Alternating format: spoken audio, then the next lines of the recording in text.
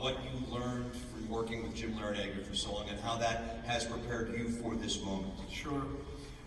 Yeah, I mean, obviously, I always say, Coach is a guy who's got 700 wins at Bowling Green, George Mason, and Miami. And he's done it at 3 very different institutions, different leagues, and yet what's been consistent is the way his teams play, the way the players behave, the fact that guys have graduated, just soup to nuts. He's incredible in terms of taking over a program and looking at every facet, competing in every area, and he does it relentlessly. And for me, going there at 22, and now being 41, almost 42, being around that every day, I was able to extract a lot. I think I also was able to add some things throughout the years as well, but certainly, very comfortable in this environment and running a basketball program at a very, very high level and competing, deep into March.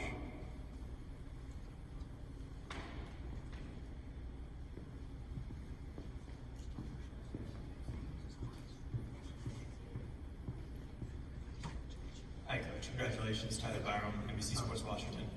You mentioned it, 20 years is a long time to be with one coach. Yes. And you talked a lot about why GW and why this is the right opportunity for you. But a lot of this, especially in the sport, is timing. So how was the timing right for you to be able to come and get this opportunity? Sure. Well, I think over the last few years, I've thought more and more about, becoming a head coach. As I said, I enjoyed every second of being an assistant coach for Coach Larranaga. And in my mind, there were only a few places, quite honestly, that I would really strongly consider. And GW was one of them for a number of reasons that I had mentioned.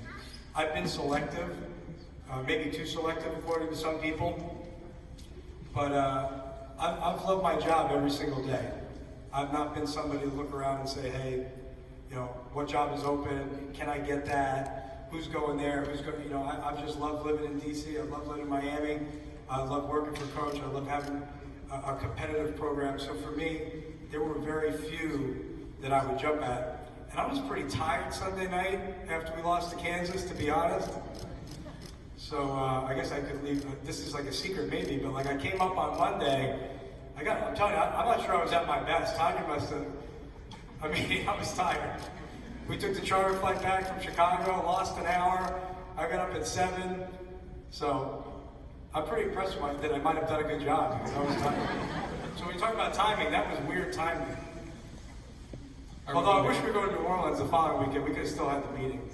All right, we'll go here in the second row right again. It's Henry Long, WRTW, Student Radio.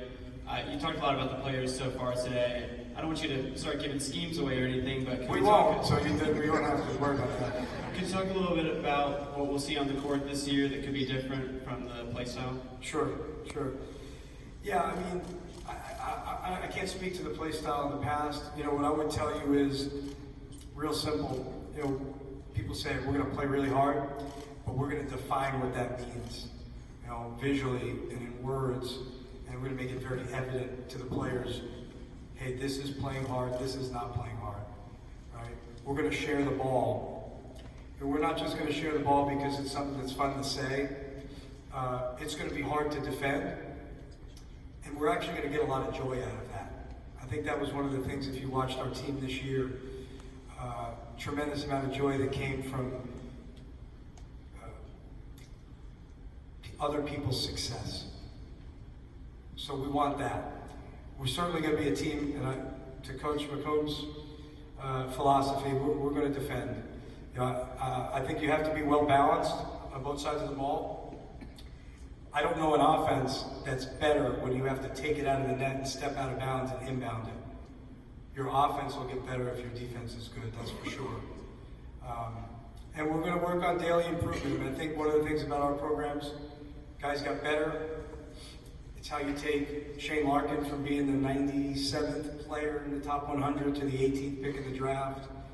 It's how you take You know, Davon Reed from being like the 112th player to being the 31st pick in the draft. And I've got guy after guy after guy like that. And so it's how Bruce Brown goes from being a second round pick to a starter on a team that could win the world championship. So for us, those are the things that that we believe in. And there are things that don't change, and there are things that change based on personnel. We changed offensively this year because of our personnel. We'll do that. We're going to put our players in the best position to succeed.